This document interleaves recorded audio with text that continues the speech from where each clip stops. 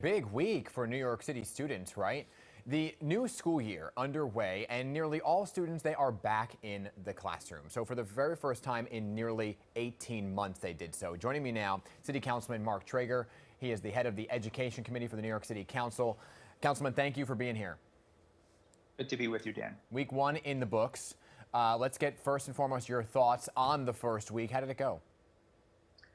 I'll tell you, Dan, there are mixed reviews, and I have concerns. I want to say that right now we still have thousands and thousands of children who have still not come into school, and there's a very uneven or inequitable situation with kids at home. There are students who are still waiting for home instruction to be set up. There are students who have been given worksheets in the meantime.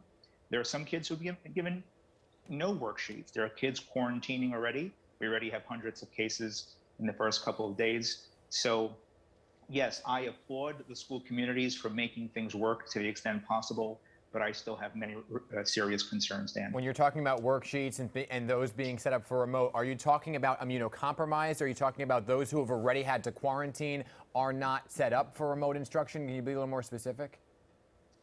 All of the above, Dan. So there are school communities that already have set up their computer or virtual learning, and while there are others that have not.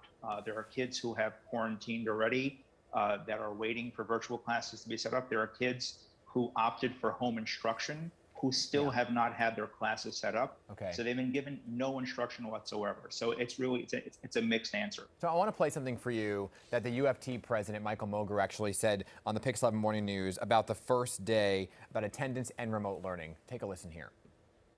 It's really going to come down to the parents. If we find out the attendance over the first couple of weeks has dropped significantly, and we're confirming that these children aren't going to any school, their parents just don't feel comfortable, then we're going to have to do something.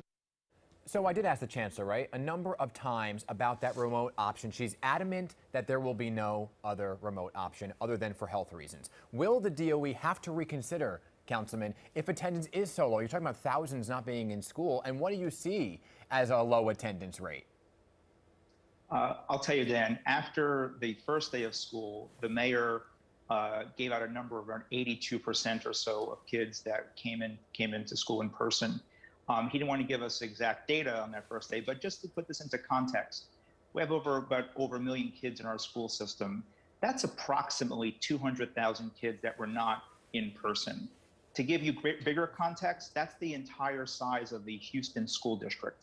We're talking about not coming into our school system. I have kids in my district who still have not come in because of concerns, because their parents still cannot vaccinate their young kids because there's still no vaccine for kids under 12. Families deserve that option. Dan, I agree that in-person instruction is important. It is certainly, there's no equivalent. I get that. I'm a former teacher. Yeah. But we need to give families option. We're still in a pandemic with a more contagious variant. And also, one more point, Dan. Please. The hundreds of cases that we have already confirmed in schools during this first week, that's because staff and kids got tested proactively. It's not because the schools tested them. It's because staff and kids and families stepped forward.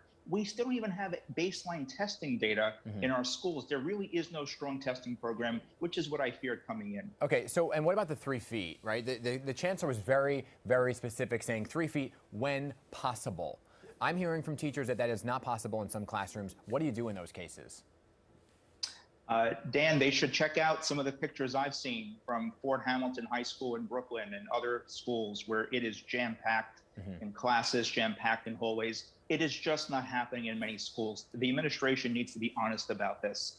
It is just not happening in many schools. Okay, and lastly, we only have a couple seconds left here. What do you still want to know? I know you had the oversight hearing, you had the chancellor there, you had the health commissioner. What is one thing you still want to know that you don't know yet? They have not given us the number of DOE students who are vaccinated at this point. They keep giving us a number of citywide, but we need to know how many DOE students currently are vaccinated, also with regards to our workforce in our schools.